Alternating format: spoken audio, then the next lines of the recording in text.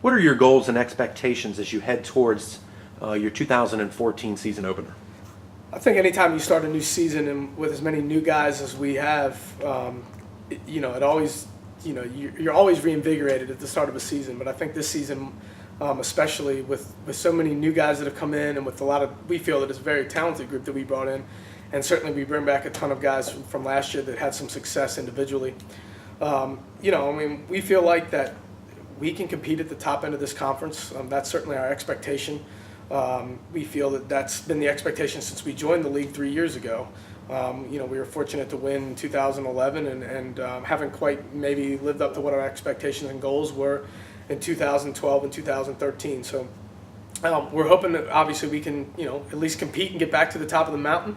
And certainly give ourselves an opportunity if we don't actually get to the championship round or whatnot, to give ourselves an opportunity to possibly get an at-large bid. That was something that we were close to last year. Came up a little bit short at the end of the season in getting probably enough wins in order for us to fulfill that goal in 2013. So that's certainly our goal is to get to the postseason, not just to the CAC tournament, it's to get to the NCAA regional, get back to that postseason type play.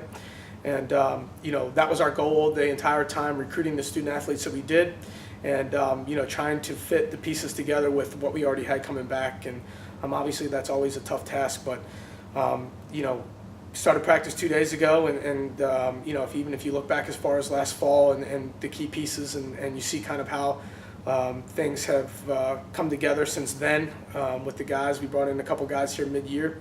And, we certainly feel good about it. We're very confident in the group that we have and excited about getting the season started. What are your key losses from a year ago? Yeah, the first right off the top of my head is J.K. Filaro, our starting second baseman, played a little bit of shortstop and third base as well, but he's a first-team all-conference performer. He was awesome last year, really turnaround season for him in 2013, coming off a subpar 2012. But he did an awesome job, and he was a leader in the clubhouse and in the dugout and on the field, and that he's going to be very tough to replace. Doug Politz was an outstanding pitcher for us for the last 2 years, threw a ton of innings, and always gave us a great opportunity to win every time he took the mound. So those two guys especially, and Matt Donaldson's also a guy who had another year of eligibility left. Decided to graduate, transfer in here as a redshirt freshman, so only played for 3 years, graduated in 4 years, and he decided to move on and go to grad school. And, we certainly understand that, and he did an awesome job for us. So the loss of Matty is going to be felt. He did an awesome job playing right field and filling in. Was a nice left-handed hitter, was always on base for us a lot, was a threat on the base paths. So those three guys in particular. We also lost Cody Ellsworth, who was a left-handed pitcher, did a really nice job for us. Threw a lot more innings last year than he did as a junior. Came on late his junior year, but really kind of anchored that third, fourth starter role for us and was a nice left-hander to have, kind of as a change of pace guy. So those four guys are going to be the toughest guys to replace. But again, we feel like that we knew that was happening, at least 3 of the 4, and that we certainly put our best foot forward to go out and try and fill those spots vacated by those guys. Who are your key returners this spring? Well, that's simple to start anyway. Anytime you talk about who's coming back from our team last year, you start with Kevin Keene, the CAC Conference Player of the Year, first team All-Region, second team All-America. To have him back is a huge boost right off the start, to know you got a guy like that in the middle of your order and can anchor the outfield for you playing center field. And then second, and not very far behind, Dylan Shoup, a guy who got off to probably a little bit of a slow start for the first couple games, maybe 5-7 games. Turned it on and became the type of guy, leader behind the plate, and certainly another anchor in the middle of our order, hitting behind Kevin and protecting him, and ended up making first team All-Region as a catcher, and very deserving. So those two guys, and then Rob Jennings would be the third one, and it's no coincidence that those guys hit 3, 4, 5 in our order most of the year. Those guys again will be the anchors, and Rob was a second team all-conference performer, and we expect big things out of those 3 guys again, but we're also hopeful that there's some other guys around them that are going to help enhance their time as well. And then on the mound, it's Kenny Georges and Austin Peretz. Those 2 guys, Austin was hampered by an elbow injury early in the season. Probably missed about 3 starts from week 2 or 3 on to about week 5 or 6, and really set him back and really didn't help him get off to the type of season that he would have liked to.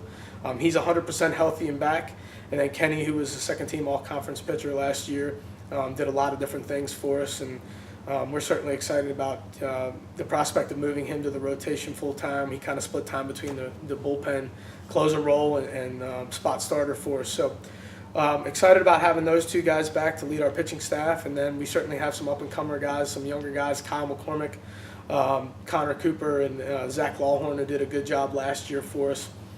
Didn't pitch a ton, but certainly going to see more time this year. So we have a good core back, both position players and pitchers wise, and excited to see what we can put around them, to help us get better.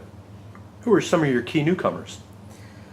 We really went and worked hard. I mean, we lost our whole left side, which wasn't very good anyways, and then certainly losing J.K., as we talked about earlier, and John Keeler was also an all-conference player at first base. So we've actually rebuilt our entire infield. We will have a new third baseman, new shortstop, new second baseman, and new first baseman. Right now, as we get started, we're looking at probably Zach Weiss will probably start at third base in game 1. Cam Stewart will play shortstop. Ricky Castro will probably play second base, and Ricky Brady will play first base. So a lot of new faces in the infield to go along with a lot of old faces in the outfield. So it's exciting. Kind of had a vision last year when we went out and started recruiting, especially the 2 middle spots. Knew that we had a void there, and that we needed to get better and get better in a hurry. And we certainly feel that we have, along with JT Tipton, who's a freshman, replaced the losses and built and grown those 2 spots. So really excited to see those 2 guys get a chance to work together in a game situation, and certainly the guys on the corner as well. But it was really important to us to really try to make sure that the strength of our team was up the middle, and we already had the center fielder and the catcher.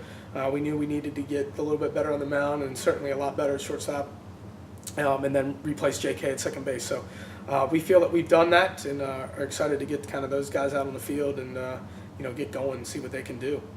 On the mound, we brought in probably one of the better right-handed pitchers in Maryland Junior College out of Allegheny College, Ryan Redinger. He's a strong, hard-throwing right-hander. We certainly look to pair him with the duo of Austin and Kenny, and those 3 guys probably going into the season, at least right now, with certainly several non-conference games to start, that those will be our 3 conference starters in our conference weekends. We also brought in transfer Nick Huff, who really did a great job, didn't pitch a lot at his previous school, and that's shocking to me after what he did in the fall. So I'm really looking forward to see what he can do.